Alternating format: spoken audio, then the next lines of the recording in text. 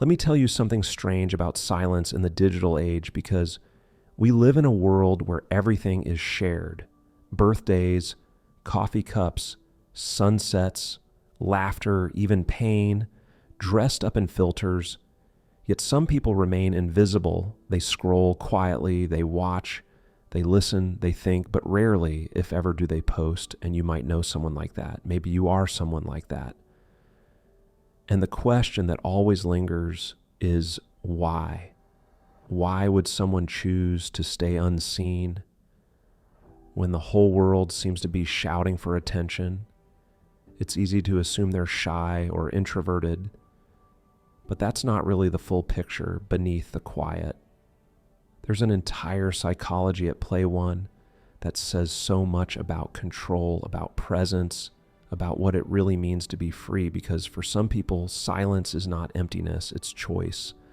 It's the ability to decide what the world doesn't get to know. Social media changed how we define ourselves. It rewards display, it praises noise, but the quiet ones, they see things differently. They observe before reacting. They feel before they speak, and they know that not everything is meant to be shared. Psychologists have found that people who post less often tend to score higher in self-restraint, in introspection, in emotional independence. They don't need validation to feel real. They don't need applause to feel enough. They are not trying to prove who they are. They are trying to understand it in a world drowning in performances that's rare. Because most of what we post isn't just communication, it's identity crafting. It's a quiet audition for belonging.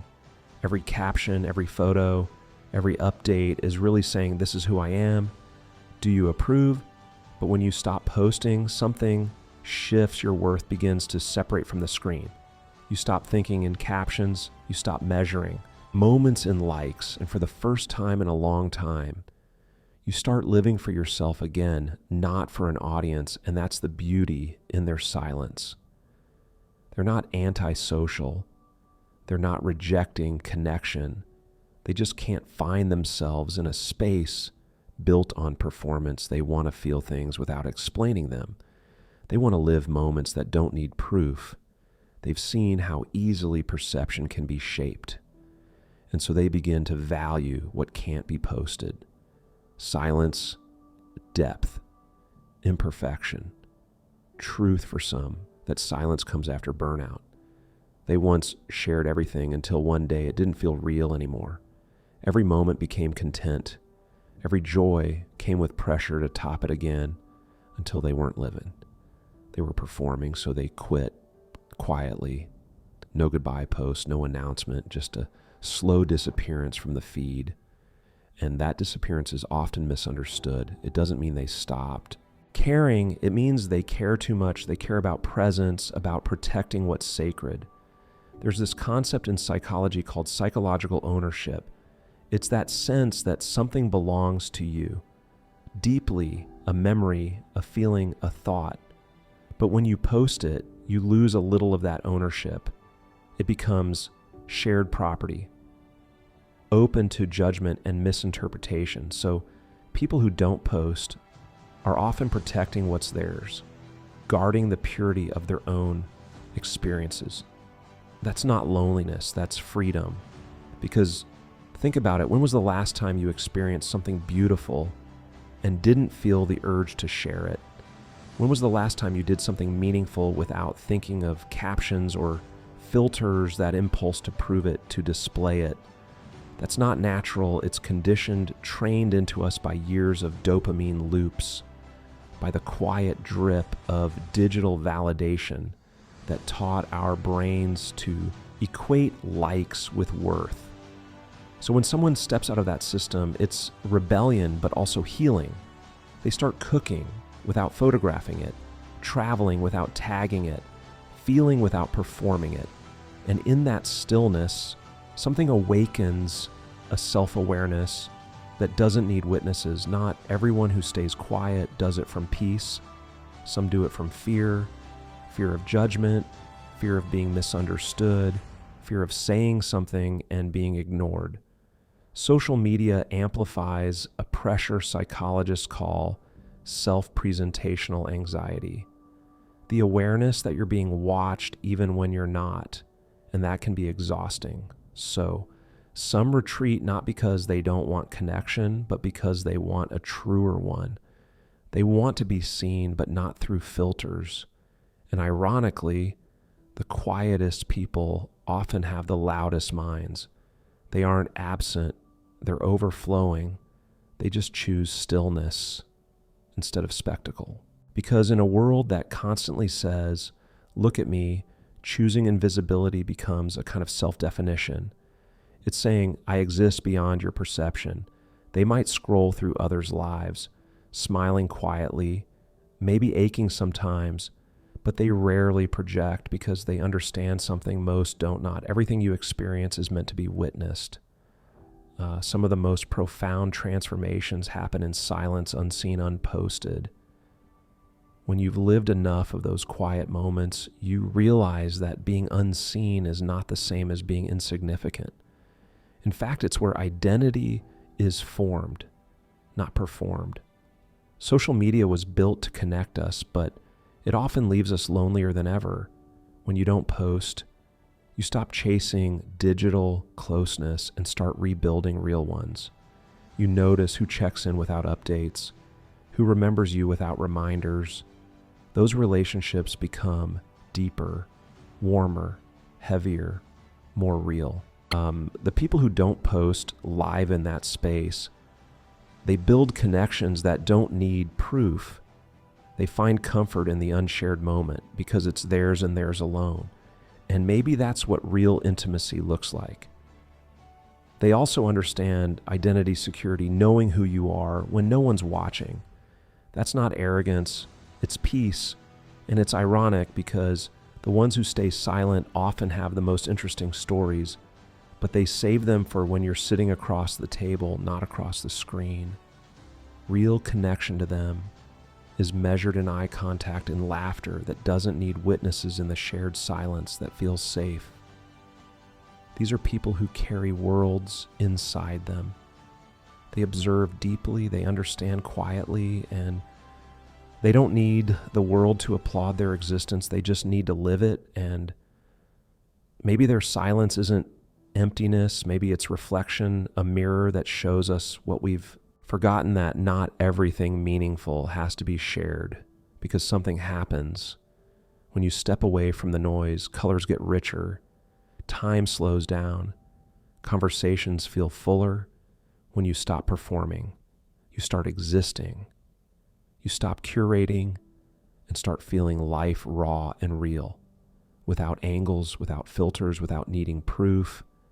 And there's a quiet power in that presence. It's not that the digital world is evil.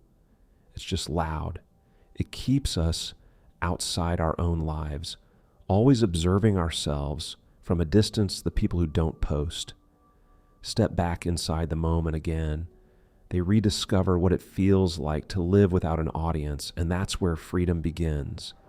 The psychology behind it goes deeper than taste. It's about how our brains process reward. Every post that gets attention gives a dopamine rush. And over time, we start chasing that high until we measure joy by numbers. And when someone steps away, they're not disinterested, they're disciplined. It takes awareness to break free from a system designed to keep you hooked. People who stop posting often have what psychologists call an internal locus of control, meaning their worth comes from within, not from approval. They don't need the echo of "you're enough" to believe it themselves. Studies even show that people who take long breaks from social media experience higher emotional stability and life satisfaction. Because when your sense of identity isn't constantly mirrored back to you, it becomes solid, it becomes real. You're no longer editing your life into fragments. You're living it whole. And that might be the greatest rebellion of all, to stay whole in a world that rewards fragments, but silence isn't always serenity. Sometimes it hides exhaustion for many. Social media was once a place to feel connected until it became a place that drained them. The endless highlight reels, the subtle comparisons, the invisible pressure to keep up. It wears you down even when you know better, and eventually some people step away, not out of bitterness, but out of self-preservation. They realize they don't owe the world a performance. They don't need to keep proving they're happy just to be believed. That's one of the quiet truths of our generation. We've confused visibility with value we think to matter. We must be noticed, but the moments that shape us most often happen without anyone watching, no cameras, no captions, no audience, just you. And maybe that's what those who don't post understand best, that privacy is not loneliness, it's intimacy with yourself. When you stop broadcasting every thought, you start hearing your own. Again, you reconnect with what got lost in the noise. Your quiet desires, your unspoken fears, your inner compass that's not withdrawal. It's a return home, of course. Silence comes with doubt. There are moments you wonder if you're falling behind, if being unseen makes you invisible. But over time, you notice something steady. Your worth doesn't vanish when no one's looking. It's still there, humming quietly like the peace after a storm. And maybe that's what real confidence looks like. Not the loud declaration of self online, but the calm assurance of self offline.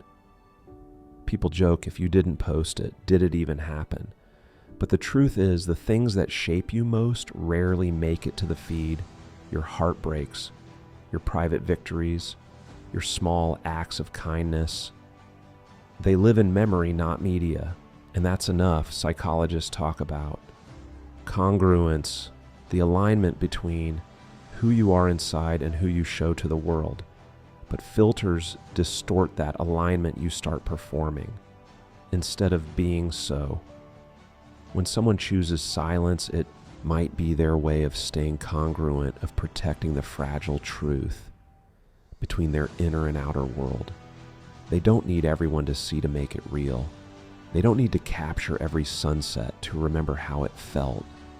They live fully, quietly, deeply, and paradoxically, those who live quietly often feel life most intensely because they aren't distracted by the performance of it.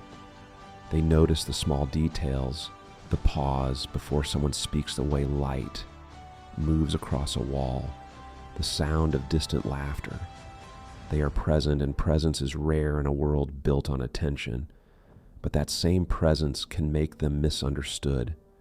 People label them mysterious, detached, distant.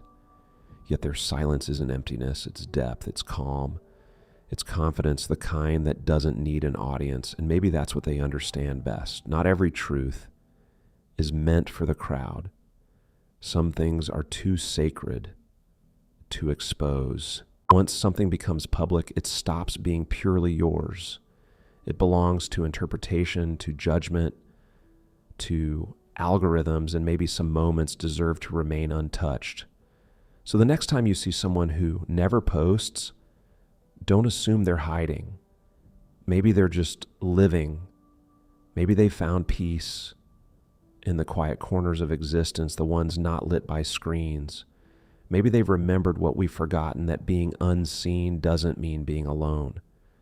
That being quiet doesn't mean being empty. That sometimes the truest expression of who you are is silence, because in the end, we're not meant to be performances. We're meant to be people, and the ones who don't post, they remind us of that. Every quiet, unfiltered, beautifully invisible breath